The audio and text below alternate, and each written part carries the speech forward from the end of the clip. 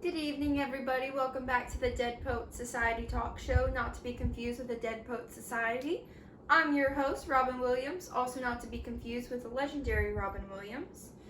Joining me tonight is award-winning author William Faulkner, and he was just filling us in on his wife Estelle and his beautiful daughter Jill. And we were just about to dive into his short story, Barn Burning, right here. And Mr. Faulkner, why don't you tell us a little bit about that? Well, Robin, it's a story I published in 1939. Long time ago. Yes, and it follows the Snopes family, and it really centers on a relationship between the young Sartoris and his serial arsonist father, Abner. It's one of my favorites for its kind of semi-ambiguous ending, and one where the reader isn't sure how they feel after the climax. Okay. And elaborate.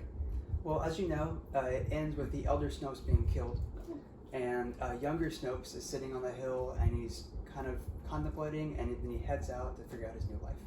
Okay. And what about the setting? I hear there's something special about that. Yes. So many of my works, they're set in an imaginary setting, but they reflect the microcosm of the South. These are mainly a personification of my own experiences, and I just love the moral implications of history, especially the post-Civil War era. During this time, many families were barely holding together, and I try to portray that with the Snopes family. Okay.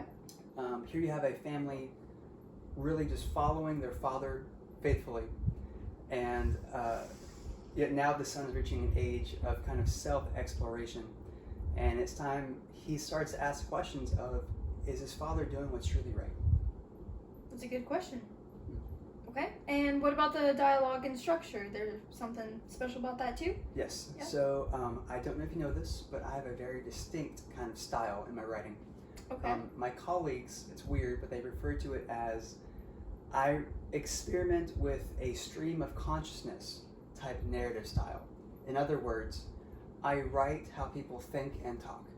It's very organic, it makes sense. Some sentences are long and complex, others short and sweet, but it reflects how people actually talk. Wow, that sounds pretty impressive. Mm-hmm.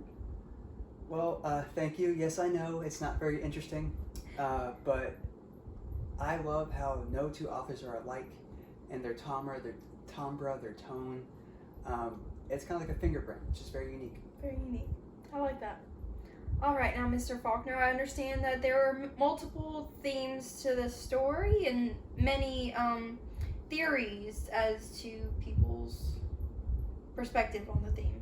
Yes, I did forget about dialogue, but let me jump back. I'm sorry. Oh, no, that's totally fine. We definitely want to hear about that. Go ahead. So for the dialogue, I've sought to mimic the speech of the agrarian families in the area.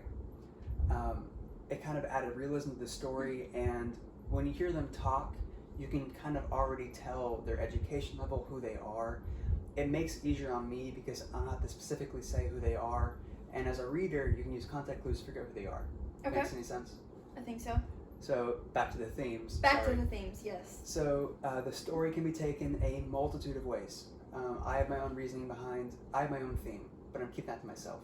Okay. A very popular one out there is Snopes's kind of self-argument, his inner conflict of loyalty to his family or to what is right. And that boils down to the ending with his father setting the barn on fire, and he runs and he tells, I forgot his name, he tells the owner of the place, it's happening, and he betrays his family, and that's what forces him to go off on his own afterwards. Okay, and I know there's a thing about loyalty. Yeah, that's a good thing. Others see it as kind of finding the courage to do what is right. Yeah. As normally the right choice is normally the hardest. When my wife read it for the first time, Estelle, yes. Yes, Estelle.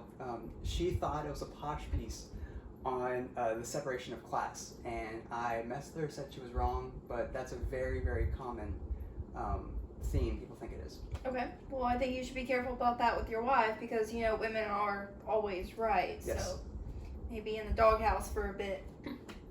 Yeah. All right. Well, Mr. Faulkner, this has been a terrific interview. Very interesting.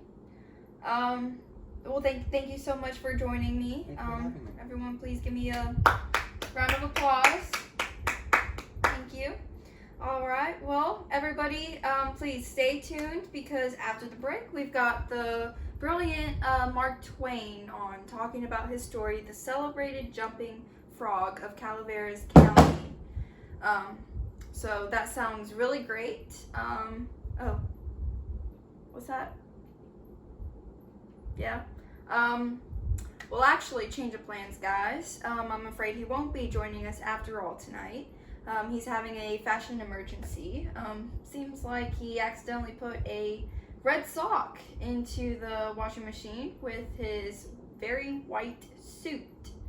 So we all know how that goes. Regardless, this has been the Dead Poets Society talk show, and I'm the host, Robin Williams, not to be confused again.